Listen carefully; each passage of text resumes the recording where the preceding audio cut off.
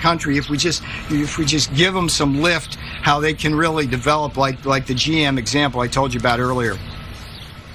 I want to ask you quickly about the CDC and ask you whether the president has confidence in the CDC.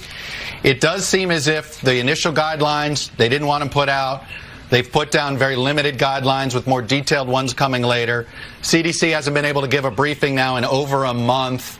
Does the president have confidence in the CDC as our lead on this pandemic? Well, I'd say two things about that. First of all, you should ask the president that question, not me. But early on in this crisis, the CDC, which really had the most trusted brand around the world in this space, really let the country down with the testing, because not only did they keep the testing within the bureaucracy, they had a bad test, and that did set us back.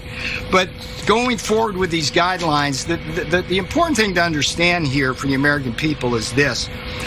Opening up this economy is not a question of lives versus jobs.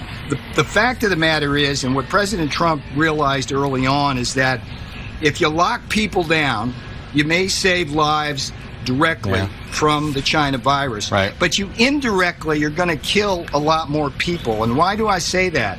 We know statistically, based on our experience with the China trade shock,